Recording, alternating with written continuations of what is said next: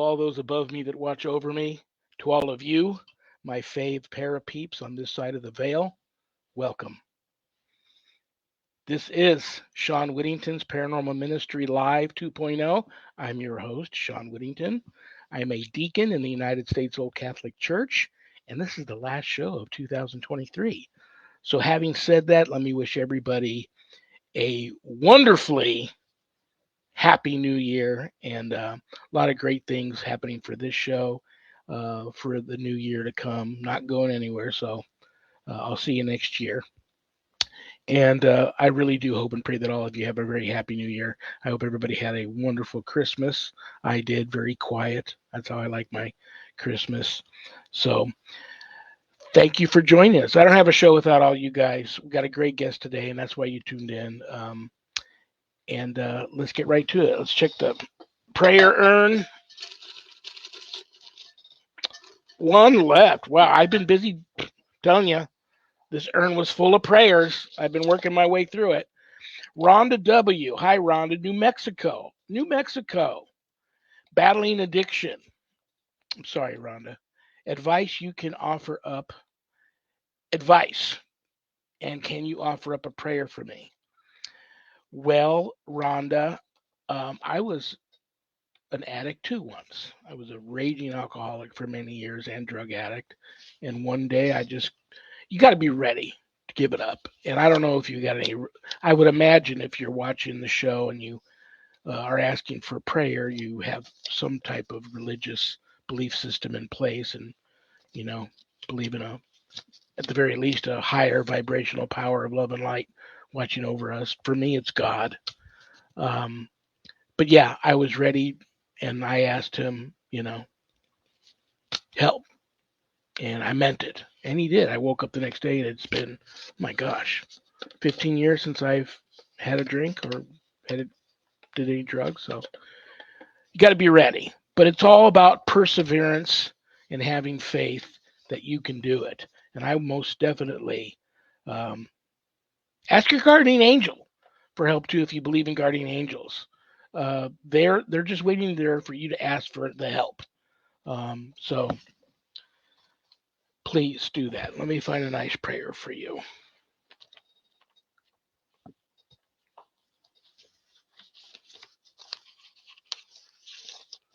This is a beautiful one, and it is the prayer to the Sacred Heart for perseverance.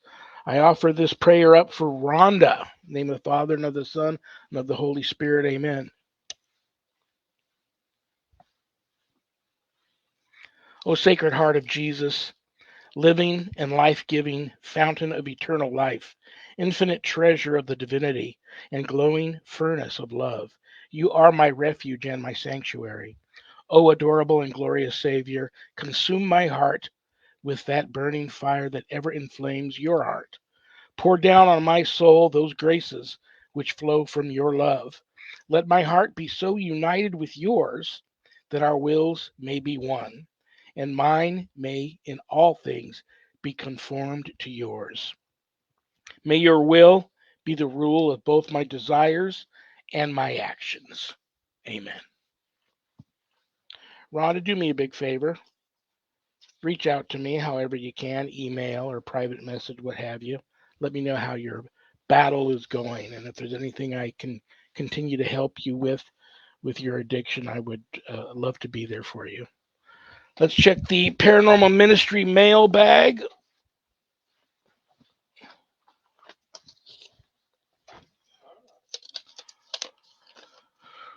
Robert D. from Maryland. Maryland. I don't know if I've ever had anybody from Maryland before. This is very cool. I'm not young. I'm not either. But I'm new to ghost hunting. Advice? ? Okay. Advice. Respect the ghosts and respect the locations. That's always jumps out at me when I give new ghost hunters and new ghostbusters advice. Keep a journal. You're not going to catch a lot of evidence on camera, whether it be stills or film footage. You may get lucky and occasionally capture something, but it's all about the journey, exploring the unknown in your personal experiences. Keep a journal. Um, Whatever you do to protect yourself before, during, and after a ghost hunt, please do that. So many new ghost hunters nowadays reach out to me with attachments. Something they said the wrong thing, did the wrong thing, found themselves at the wrong place at the wrong time, doing the wrong thing, and ended up with an attachment. So I would say a prayer of protection before, during, and after. Announce to the spirits when you leave. No one's allowed to follow me home. It seems to work. Find a team. If you aren't experienced at all, find a team in your area that might be willing to take you on and train you and get some training under your belt. Also, residential, commercial. I just go commercial for a while, go to these ghost walks, public ghost hunts, um, places that allow ghost hunters to go in and work their trade, work their skills, um, investigate locations before you go into somebody's house. Nobody wants an inexperienced ghost hunter in their home trying to help them with their issue. So before you do residentials, if that's something you want to do, you don't have to, but if you're going to do residentials, get some training first.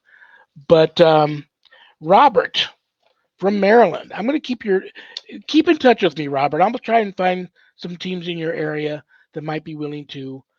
They might be hiring, taking on new members right now and training them and all of that. I'll see if I can find some teams near you that can do that. But keep me posted on that. But welcome to the weirdness we call the paranormal field, the paranormal community. Get ready for the drama. A lot of drama. All right. If there's anything you want to know about my wife and I and our ministry work, go to our website, www.ghost-b-gone.biz. If you go there to visit, remember, my wife and I don't charge for our ministry work, helping people with their paranormal issues. So trust me, brothers and sisters, I know times are tough. But if you see the donate button and you're able to do so, click on it and send my ministry in a small donation. I promise you, it'll be appreciated from the bottom of our hearts. And trust me, we'll put it to good use. There's a place on there where you can make an appointment to speak with me about spiritual issues, not paranormal. There's a page there where you can find my books, God, Ghosts, and the Paranormal Ministry, and God, Ghosts, and the Paranormal Ministry 2. If you haven't done your good deed for the day yet, part of the proceeds of every sale of every copy of my books goes to support stjude.org, St. Jude's Children's Research Hospital, Nevada, and the ASPCA. So you get to help some of the neediest children on the planet and the animals too. How cool is that? You can get them from me if you buy them off the website. They come to you autographed and enclosed in a house blessing kit. If you want to pay a little less for them, you can get them off of Amazon too, and Amazon will ship them right to you. You'll also find on the website my course, Introduction to Spiritual Warfare. I offer a 12-week online college level course, Introduction to Spiritual Warfare.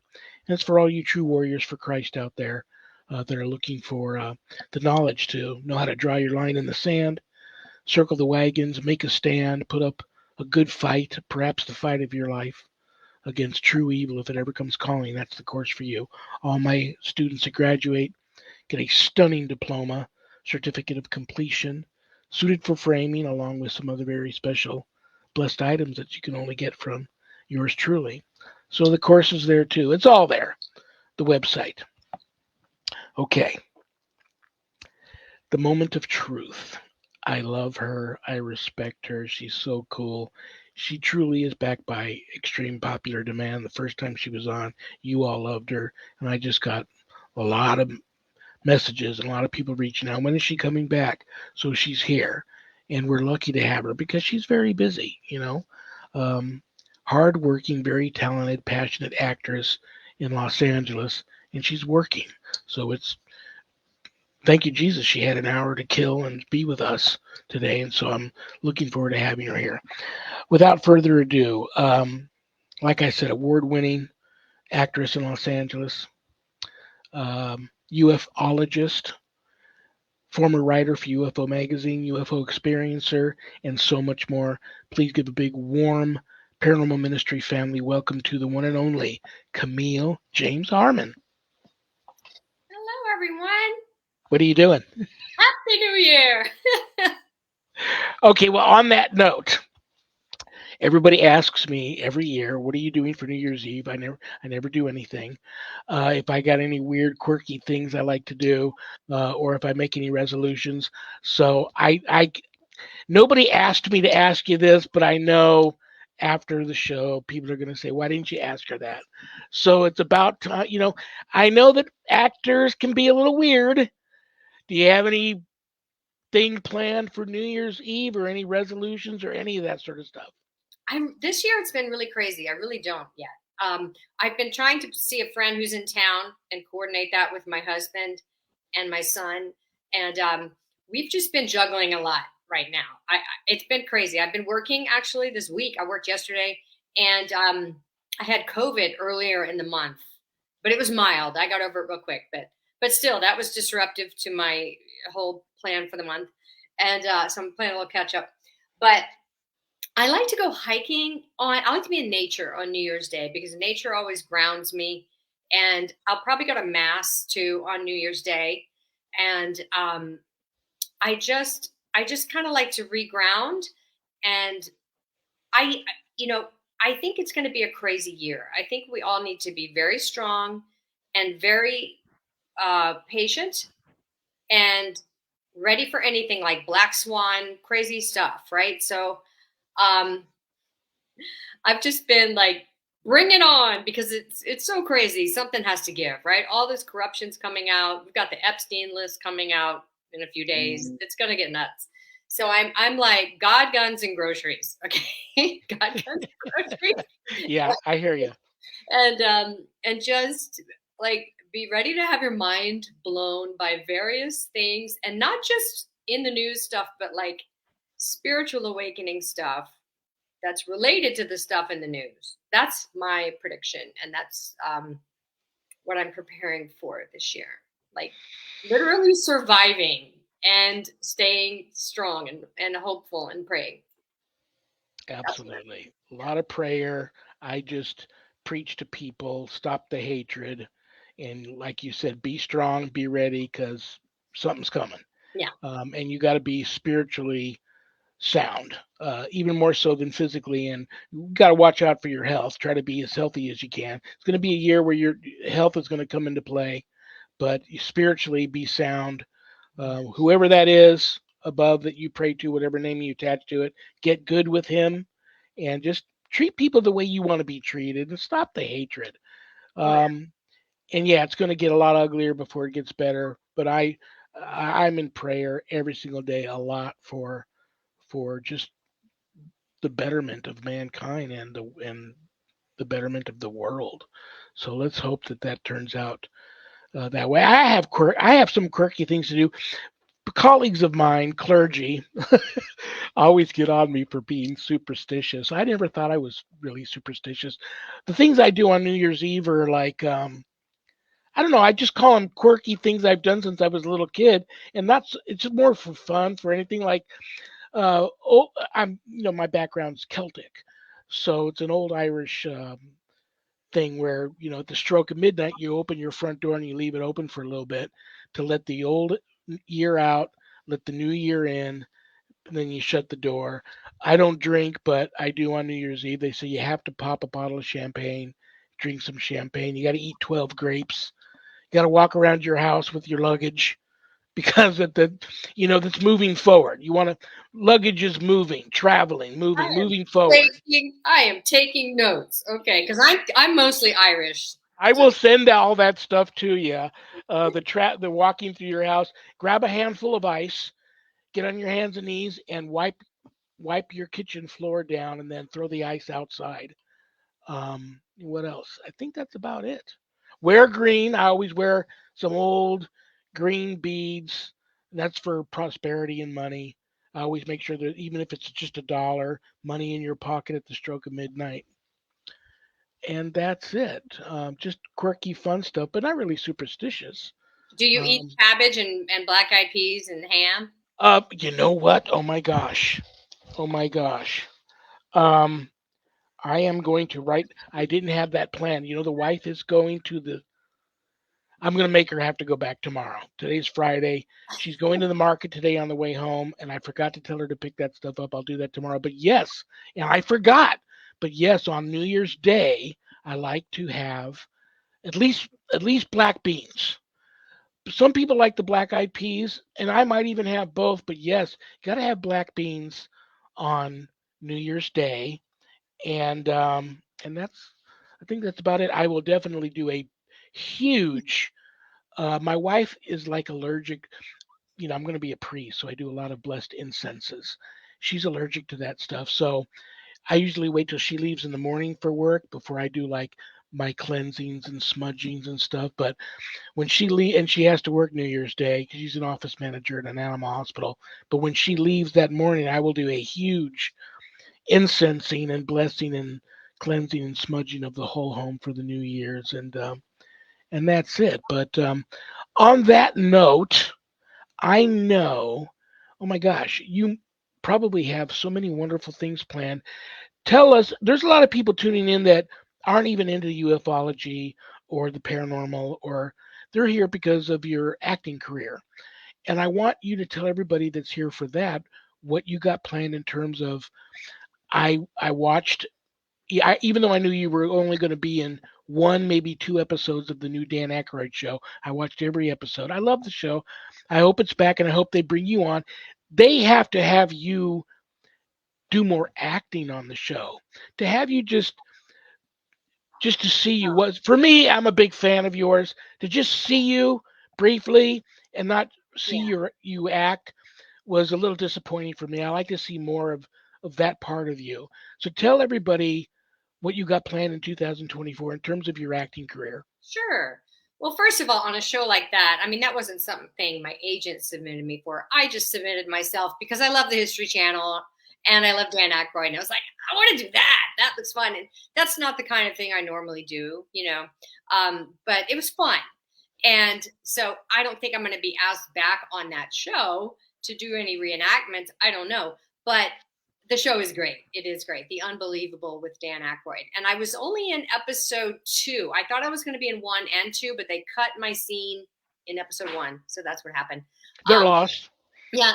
But I do have some interesting other shows coming up. So I did 2 interviews with documentary shows about UFOs that are going to be coming out. One of them is called it's called Alien Disclosure Files, and it's going to be on the CW. And then I'm also part of a new series by Carolyn Corey called Closure, where she interviews people who've had these anomalous experiences and have unresolved trauma that's buried in them. And she works with you to like bring stuff up. And whoa, we had this crazy stuff happen on camera. So it surprised me a lot. So that I hope I'm not cut out of that because it was really powerful. So I'm going to be in that series. And I think that's going to be streaming. I don't think it's on TV. I think it's going to be like on Amazon or something. So yeah. Would you send when that you know more about that stuff? Will you send me messages about that? Okay. Okay, because I don't want to miss those shows. And they're all linked on my website. On my website, I have a whole thing of what I've done recently and what's coming out, and I have the links on IMDb. And on IMDb, you can track things. Very, very cool. Very, very cool. I'm looking forward to that. Well, that's just for interviews. Now I have some acting jobs too that are coming out hopefully this year. The show we talked about last time, The New Manna, which is the biblical documentary in which I play Elisheba. That one's not out yet. So I don't know when that's coming out, but hopefully soon. And then I just found out yesterday, I have a very tiny part as a jury foreperson in a documentary about a rapper. And it is one of the Sundance Film Festival contenders starting in January. So this documentary called As We Speak, you can watch it online. They do sell tickets for $25 to watch individual films online. You don't have to go to Park City, Utah and hang out with the movie stars. But so that's kind of cool that I'm in a Sundance entry this year. That is very cool. That is very, very cool. I understand. Have you been up there to Sundance? No, I wish. I haven't either, but I heard it's very beautiful. Oh, and whenever I think of Sundance, I always think of obviously Robert Redford, but I think of that film he did, Jeremiah Johnson, and that when he was up there filming that, he fell so in love with that area, and that's where they filmed it. That's when he decided to start Sundance. Um, yeah, I would love to get up there and see that whole area. That would be very, very cool. So I'm just so happy for you. I just have this feeling, call it a hunch, ESP, whatever. Uh, we're going to see a lot of you next year. I just have a feeling. I hope so. Things are really starting to pick up. During the strike, I was able to do. I'm in the status with the union where I am allowed to do non-union. So it's called FICE work, and so I can still work non-union even though the strike was going on.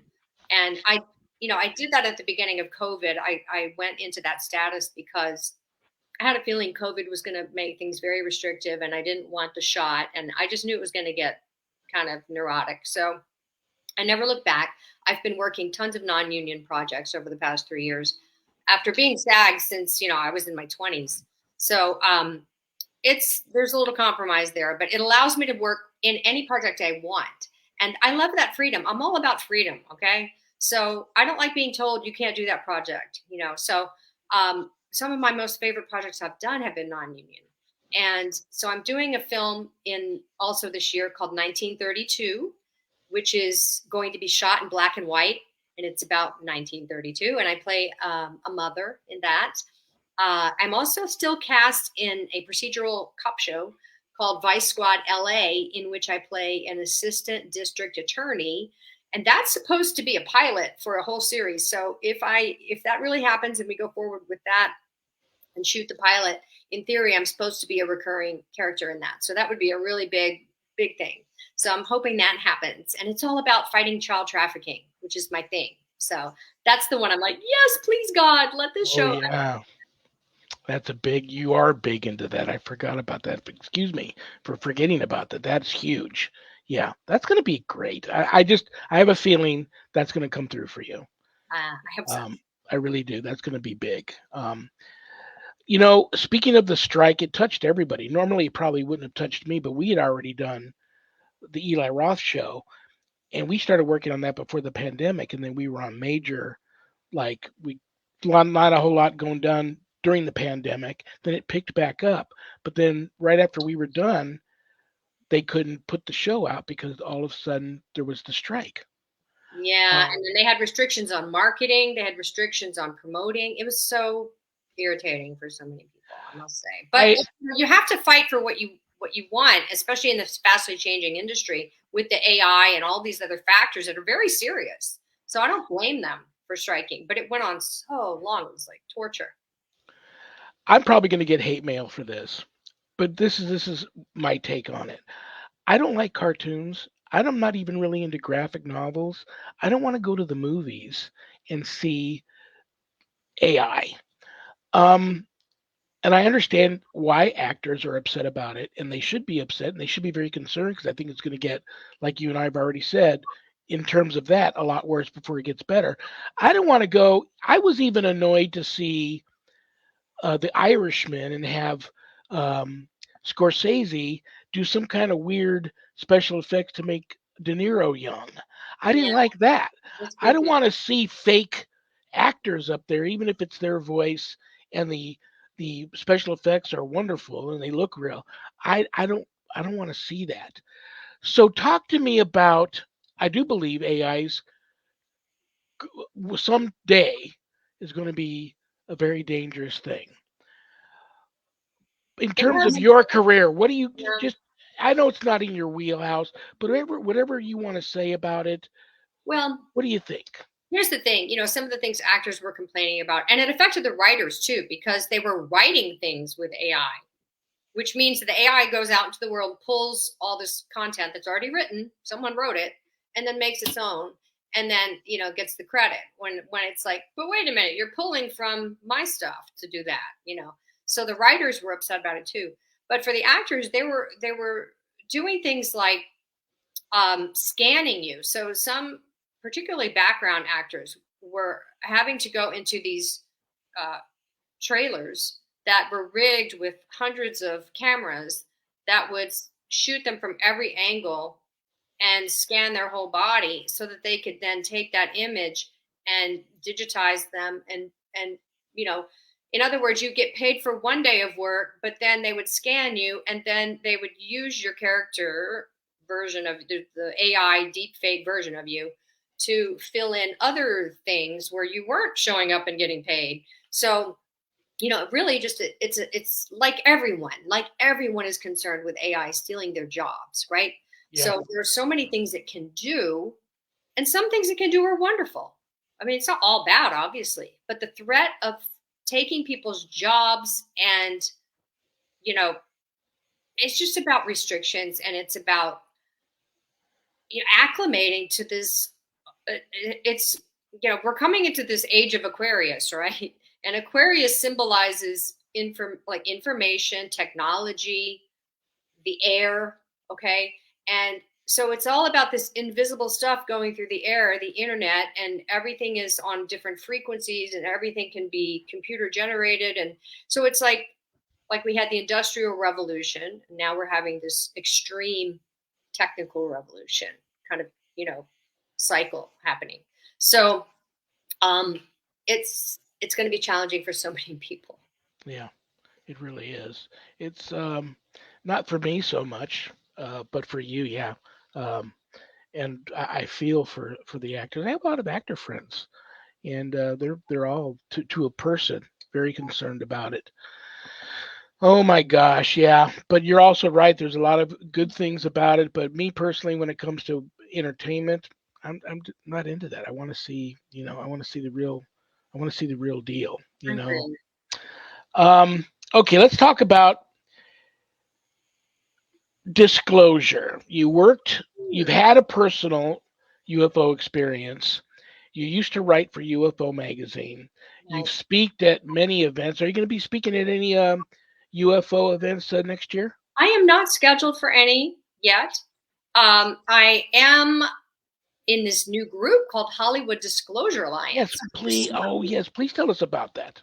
So Dan Harari, who is a Beverly Hills publicist in the entertainment industry, and also an experiencer and an author about UFOs, had this wonderful idea of creating a networking mechanism, basically, for, well, there are a lot of us that cross over into both categories, but for Hollywood people and UFO people to come together, know who's in the fold, like who, believes in this stuff and who you can safely talk to, and who's interested in making content, whether it's fictional or documentaries or whatever. But just having a place where we could all come together and say, hey, I'm into this, and here I am, and this is what I do.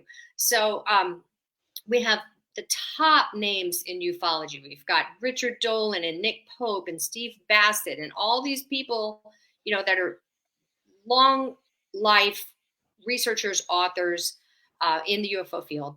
Plus, we have a bunch of experiencers. Plus, we have a bunch of Hollywood people, producers and agents. And like I met a guy at the first meeting. We had our inaugural meeting in November, and it was at Musso. Wait, I always say it backwards. Musso and Frank and Musso. God, why I forget. Frank and Musso, I think. It's this famous restaurant in Hollywood. It's like 100 years old, and very classy and very, very old school Italian family that ran it and still runs it. And so anyway, we had our inaugural meeting there, and it was this huge room full of all of us sitting at these tables, and then we had a wall of people participating by video conference. So we had, all these people that couldn't be in the room were still with us in the meeting. And so that was fun. I sat next to a producer who produced Hacksaw Ridge, and I was like, oh my God, Wow. I love Mel Gibson. Wow, thanks. Wow, nice to meet you. So it was very fun. There was an agent there who, like I said, represents all these guest experts that are on all these shows that people see. And just a lot of very, very interesting people. So now we have a website, HollywoodDisclosureAlliance.org, or I think it's .org. I should know these things. I'm sorry, it might be .com. I think it's .org. Might be. I just wrote down Hollywood Disclosure Alliance. I did not write down the website. And it's got social media sites and all that. And so I'm hopeful that it's going to be a collaborative place where we can, contribute to each other's work with our own stories or our own areas of expertise. So that's going something that you said jumped out at me. First of all, I love that whole idea. Now, how has that affected, if it has, your career in terms of coming out and talking about that? Sometimes people are into things and they're they're very close to the vest about what they disclose, for lack of a better term, about their personal life when it comes to their religious belief system, or if they're gay or not, or if Right. they are into UFOs or ghosts. How has that been for you in terms of your career? Well, I don't think the Hollywood Disclosure Alliance is so new. It hasn't really had an effect on my career yet, but it has emboldened me because this whole entire past year, 2023, actually starting the end of 2022, is when I came back into ufology. Because what happened, long story short, we got into in the first part one, I had my experiences with the UFO stuff in 1995 and onward, and I wrote for UFO Magazine in from 2000 to 2004. And then I moved to Arizona in 2005 for 10 years, quit acting, and just lived in Tucson. I was still into UFOs. But in 2013, I was trying to write my book about it all. And I got to the end and I was so unresolved about it. I was angry and I was like, God, here's my story. But like, I still don't know what this is. And I was like, God, please reveal to me what this is so I don't lead anyone astray, because I just want to like be useful and not destructive. And I want to also move on with my life and, like do other things. So I had this whole born again experience, and I I came to the conclusion that these abduction experiences are demonic. Now I went very, full on with that, and I just dropped out and I went to church and I just like dropped out of it and I didn't care. And then in 2022, I I started getting interested in Tartaria research, which is a whole other conversation about questioning history and questioning the timeline of the narrative of history that we've been taught. And it just broke my mind open again. And I was like, you know what? There's so many unanswered things. And then the UFO stuff really got big. It started to be on the regular news, like Tucker Carlson was covering it a lot, and other, stuff was coming out with the New York Times article and the Navy pilots and all that. And I just got interested again. And I thought, you know what? I think I overreacted with the they're all demons thing. I think I need to back out of that position, be open-minded again, look at the information coming out, and hold that in the back of my mind as possible, but not close off totally. So now I have been deep, deep, deep down the rabbit hole, looking at new information, looking at new research, new people in the fray, discussing things. And I have a much more fascinating and even more strange view of what might be going on. So that's where I am now. And I started going to conferences in October 2022 in Phoenix. And then I've been, just playing catch up all year in 2023, like connecting with all my old friends that do the circuit of the UFO conferences and doing podcasts and kind of catching up, like who's who and what's happened since I dropped out. So it's been a very exciting year to return. I am with you in the whole. I don't blame you for going through that. They're all demonic thing, and I'll tell you why. I'm not a everything's demonic guy, even though I've had my fair share of battles with them. I get a lot of people reaching out to me, being visited by entities, and some of these people come to me thinking that they're either astral angelic beings of some sort, or extraterrestrial. And then when I get really into the meat and potatoes of what's happening to them, I believe sometimes they are actually under demonic attack. Do I also believe that there's something else going on? Yes. I think, the Vatican right now is teaching some priests classes on how to be prepared Right. for first contact. They're already here. They've been here before you and I, before mankind. I believe. I believe they're all created by God. Yep. And and the reason why I say that also because for many, many reasons. I interviewed an abductee in Canada once who told me the first thing the aliens asked him when they abducted him was, "Have you seen God yet?" Which I thought was pretty eye-opening statement to get from him, and that these aliens, whoever they were, would ask him that. Um, so you've got these. You mentioned that you've got this new theory and these strange theories about going on. It's 2:35. We've got at least 20 minutes. You can lay it on us Okay. So, and tell us what you think, because you know a lot more about it than I do. it's a lot, and I'm going to touch on some things, and I have a little stack of books here to do book show and tell, because a lot of what I'm going to say isn't my idea. It's what I'm thinking based on what I'm now taking in. That's current information, right? So, big picture, I think we are in an apocalyptic time. Apocalypse meaning the veil is lifted.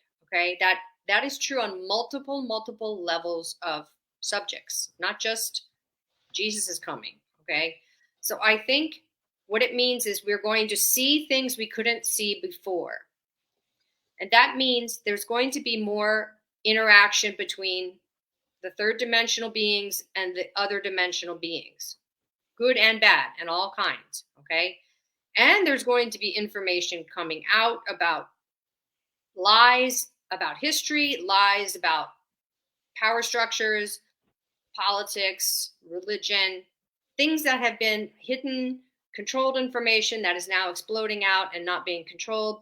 So it's going to be like, no matter what system you're attached to, whether it's your country, your religion, your whatever, your basic reality structure, your Hollywood favorites, whatever, your mind's going to get blown this year. That's what I feel. And everyone has to be psychologically and spiritually prepared for that. Everything it's like an earthquake, your foundation. One of the things living out here in California, when you have an earthquake, like when I grew up in Louisiana, you'd have a hurricane, but it's coming and you could prepare, and it was still scary, but it was like you had time to acclimate and prepare, right? But when you have an earthquake, there's something psychological when it hits. It's such a pure panic, because your foundation is not a foundation all of a sudden, like we all think of the ground as solid under our feet. And when the ground is not solid under your feet, it blows your mind for a few seconds. You're like, oh, it's panic. So even if you live in earthquake country, when you actually have one, it's very disturbing to your reality. And we're about to go through multiple earthquakes, I think.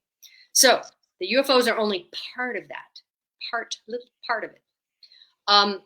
So all these people being interacted with that I keep meeting, like I have this gift. I meet other abductees on set all the time. I worked yesterday on a music video, and there were like, 5 of us. It wasn't like a big crew of actors hanging out.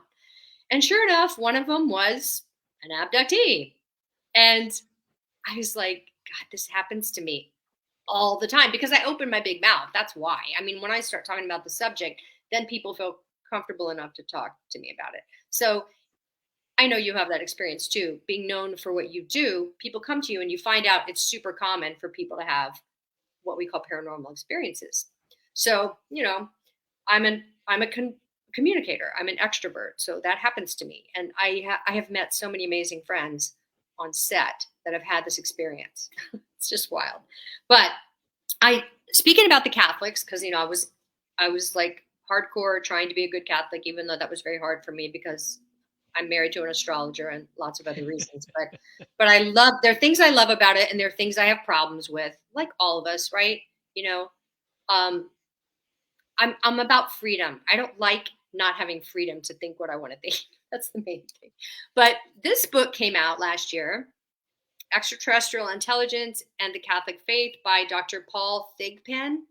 And it's I love Paul. Yeah, I've got a couple of his books. Tan Publishing, which is a big Catholic publishing house.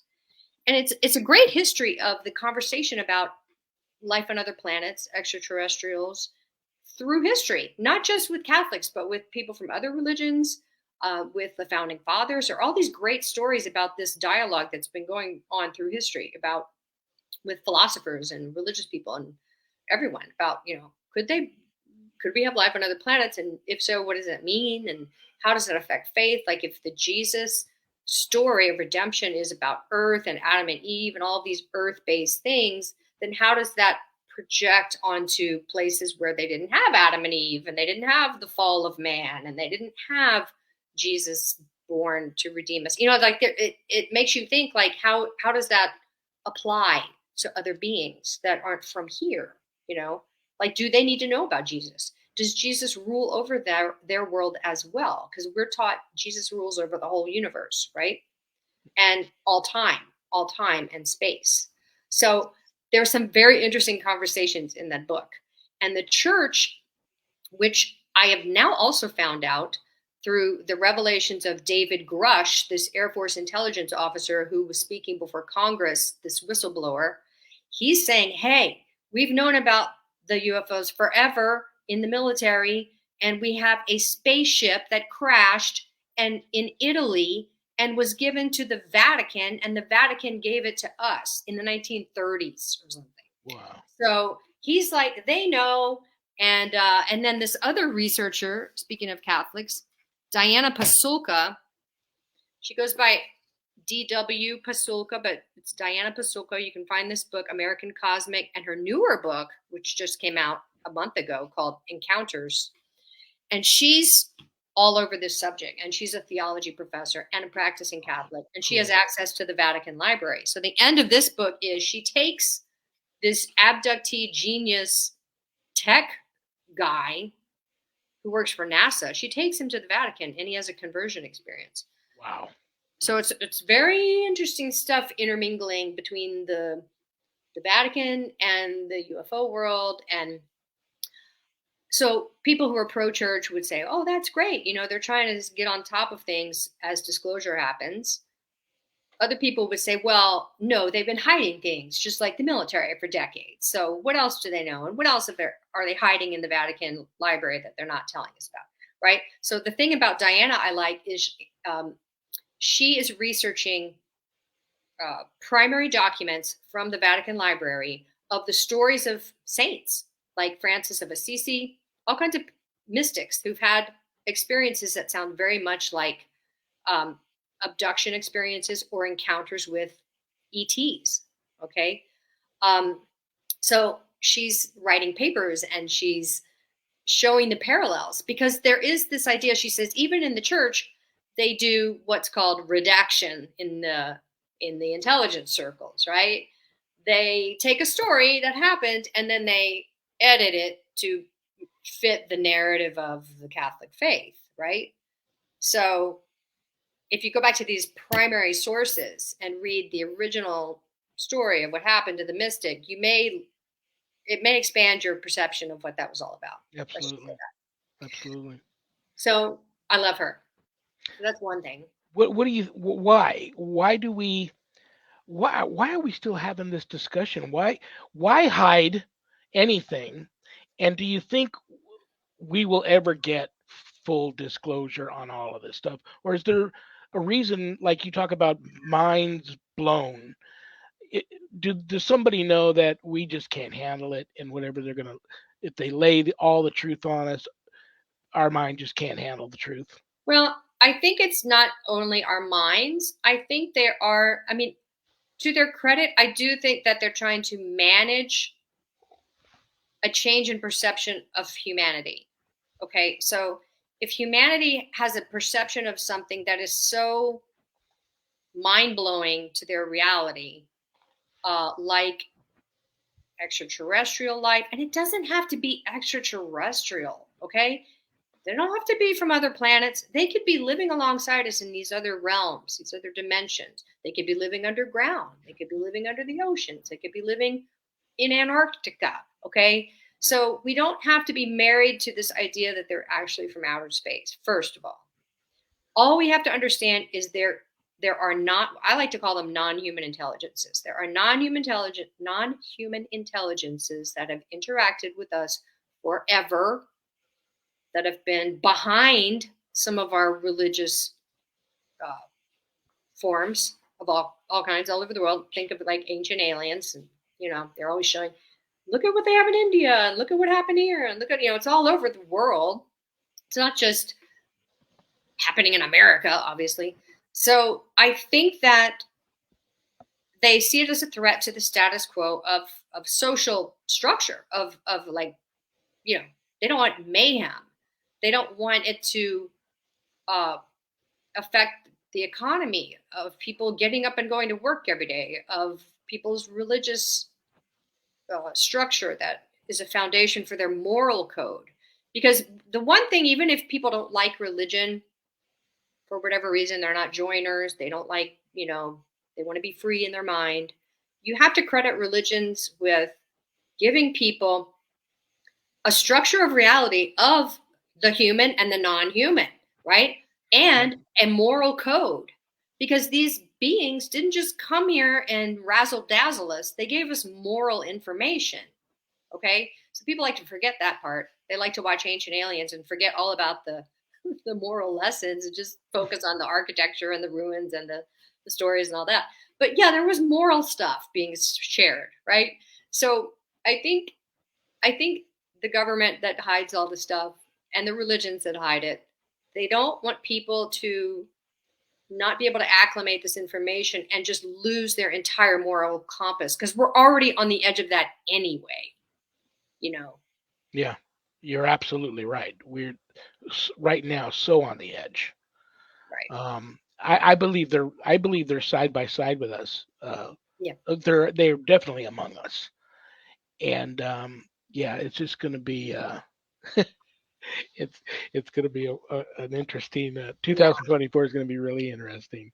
So another thing is being bantered around now that we're in this world deeper of computer reality and quantum computers and AI and all these things. People talk about simulation theory, and they're like, the more we look at reality and quantum physics and all of this high level stuff, the more it's almost like we're in a simulation, like a holographic universe reality that was designed by somebody, so they can still have God in this simulation theory concept. But it's like it's so much like a simulation, and that if our thoughts do have the power to affect our reality. I'll give you an example. Okay, my husband does astrology, right? And a lot of people don't like astrology, but I can tell you it proves that we're living in an interactive universe, okay? Because he has a technique, it's called horary or interrogation or prasna astrology. It means when you have a question, you ask him. That's really on your conscious mind. And he casts a chart the moment he hears it. He can read the answer in that chart. It's like taking a picture of the sky, freezing it, and there's a protocol to read the answer. I'll give you an example. My son had his motorcycle stolen one morning when he woke up, when he was sleeping at a friend's, and he called home and he was like, "Dad, somebody stole my motorcycle. Cast a chart, see if I'm going to get it back." So, Jeff opens his laptop. He's like, okay, type. And he goes, "Okay, you're going to get it back in about 3 days or 3 weeks, and it's going to be damaged, and they're going to catch the thief." And he was like, "Okay." So we filed the police report. They laughed at me. They said, "We never get bikes back that are stolen. Good luck." But then sure enough, 3 days later, they called us. They said, "We have your bike. We're at the 7-Eleven on such and such. Come and get it." So we get there. I didn't go. They went. My husband and son went together to get it. And the police were there, and they had caught the thief, and the bike was damaged, but he got his bike back, just like it said. Now, what is that? You see? It's like your husband's an alien. No, it's from old books. He didn't make this up. It's a technique that he bought the book, he read how to do it, and he does it for all kinds of things. So it's wild. So it makes you think like we're literally in this matrix of reality that's all linked. It's all linked. We're like a piece of a hologram of the whole reality fabric. So anyway, long story short, I'm in a group called CERO, and it's Close Encounter Research organization. It's Yvonne Smith's contactee support group. right? Abductees, experiencers, whatever you want to call yourself. And she does some great presentations on what she calls the urgency, because a lot of abductees feel this urgency, okay? And they have dreams and they have experiences where they're shown stuff, and they have this recurring thread of something's about to go down, right? Yeah. Some catastrophe, and we're going to help people through it. We're going to be like activated to help people when it happens. And people are having visions of nuclear war, tidal waves, earthquakes, volcanoes, all kinds of crazy stuff happening, physical stuff and war type stuff. And they have this, they're on edge. They're like, something's going down. And there's also this theory of, if these beings have been working with people, I'm 57 years old. So there are a lot of people my age range. I think if they know the future, whatever, these beings, and they are trying to manage some event, like they wouldn't, if they know the future, they would not waste their time training the wrong generation. They have a bunch of us at my age, like an age of authority, okay, in place for something. So there's that. Another book I'm going to recommend, UAPs and the Nuclear Puzzle by Robert Salas. Robert Salas is Air Force retired. He was at Malmstrom Air Force Base in the 60s when they had a wave of UFOs shut down nuclear missiles that he was guarding. Wow. So he was there. He wrote 2 books. This is his newest book. And there is this recurring theme of UFOs shutting down nuclear weapons. And that's very interesting. So if the nuclear weapon or accident or whatever, if nuclear power or weaponry is a threat to them in some way, people speculate, oh, even when they live in the wherever, Orion, it reverberates. And maybe that's true. But also, it could be a problem for them because maybe they're living underground. Maybe they're living under mountains. Maybe they're living on Earth with us. Maybe they're just in another frequency that the nuclear effect still affects their frequency range. We don't know what that means as far as how it affects them, but they definitely seem worried about nuclear stuff. Like they might, and a lot of people are saying, maybe we're headed to nuclear war and the aliens are going to stop it. And that is the revelation of the aliens to people. And that's why everything's escalating. Like they're getting ready for some kind of disclosure that's not coming from a podium. It's coming from the aliens. And we're going to all freak out if we're not mentally prepared enough when it happens. So I do think that something's about to happen that they cannot stop. And they're just trying to manage it. Yeah, there's going to be a lot of people's minds blown. Yeah. I believe that, nuclear, there's nothing good about that. And they would, if they are here, they have, it's in their best interest too, to do what they can to prevent it and stop it. I'm looking forward to the new year. I really am. I mean, there's a lot of big things happening for me personally, and professionally and spiritually, and in the church I belong with. But there's definitely, in my personal experience, powers beyond our control that we don't even see, that are pulling a lot of strings, and I believe that. And so, to me, it's God, and to a lot of the people, that it works for some people to keep it on a basic level, either it's aliens or what have you. But I do find it interesting that a lot of people reach out to me. And it's funny that you mentioned that earlier in the show about the demonic. I keep it simple when it comes to that, and to me they're fallen angels. But some of these people are getting attacked at night, and it's so different that it's not a visitation from an alien being. It's something different. Oh yeah. So that's going to be interesting. But I love all those. Speaking of book, are you an Aykroyd fan? I am. I love the Blues Brothers. I love the Ghostbusters. Did you ever read his dad's book? Oh, no, but I know he has a long history being into the paranormal. His dad wrote this book, A History of Ghosts. I've got two of them. Dan autographed them both for me. I met him at when he was down here with his selling his vodka and signing Crystal Head vodka bottles for people. He had the books there too, and if you bought a case of the books, I'm sorry, if you bought a case of the vodka, he signed a book. I just went to buy. I don't drink vodka, but I went to just buy one bottle. But he saw my paranormal shirt on, and he gave me a book anyway. But his dad wrote the book before he died, and yes, it's all about Dan's family. They were really heavily into the spiritualist movement, and all the things Dan experienced growing up led to him writing Ghostbusters. So it's a great book, and I just didn't know if you were a big fan of his or not. But while we're throwing books out there, but I am definitely going to get Paul's book, and some of them other books look so interesting. Yeah, they are. Also, this one too. I always recommend my friend Chris Bledsoe. They're making a movie of his book, UFO of God. Oh, He very just did cool. an amazing 3-hour interview on Danny Jones' YouTube channel, The Concrete. It's Concrete with a K podcast.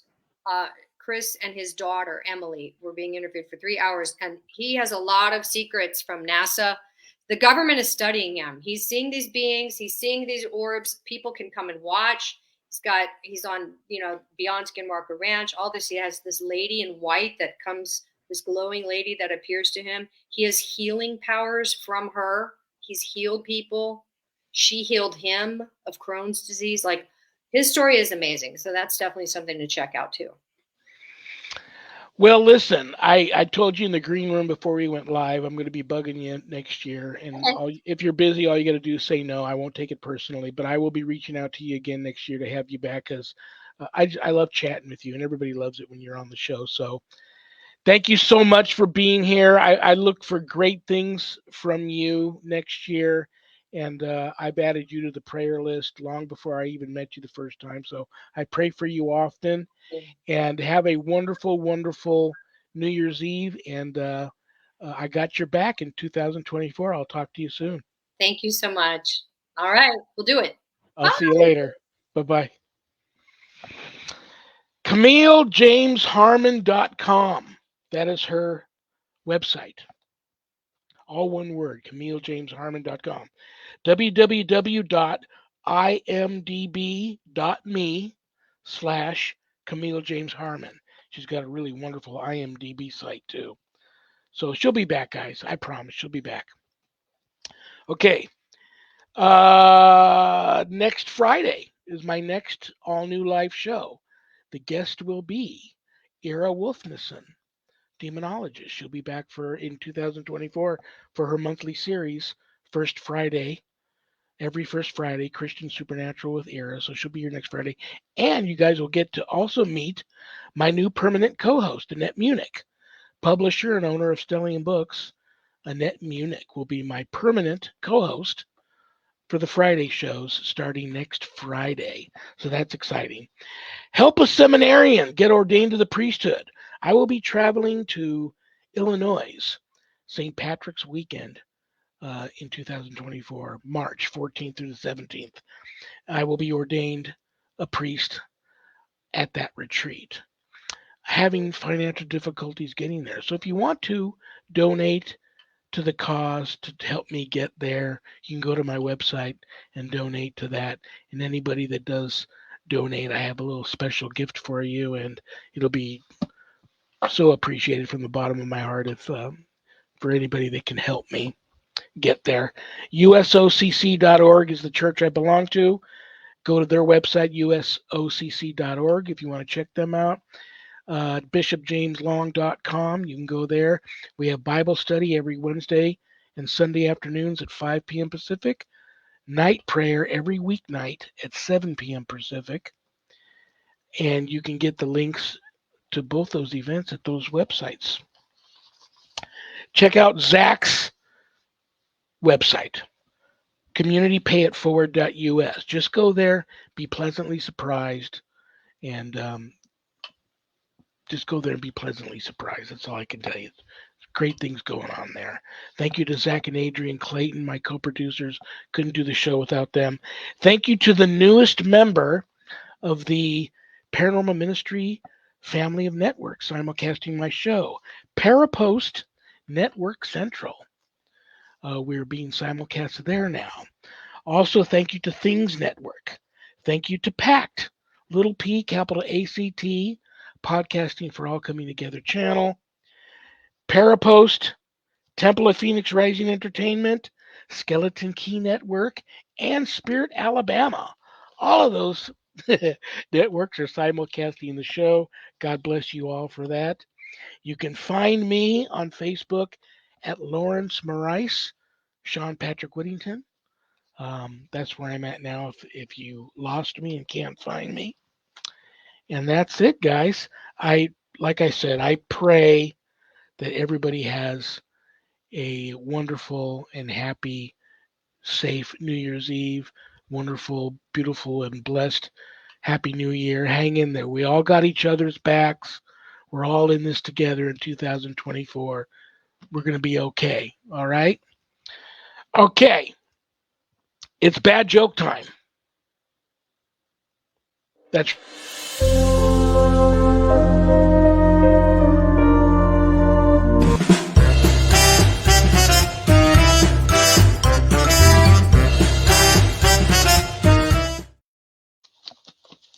see, it only takes a top-notch producer who can pull off those graphics. That's why I got Zach here. Okay, I'm going to pull a bad joke that one of you sent in out of this Carnival Barker hat, haunted Carnival Barker hat. And it's my poor attempt to put a smile on everybody's face before I say good night. What do you call a fish with two knees? A toonie fish.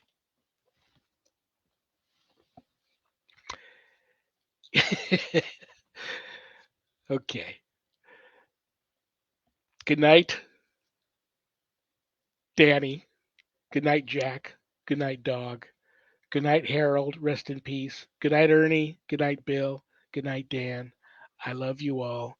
God bless you all in the name of the Father and the Son and the Holy Spirit. Peace.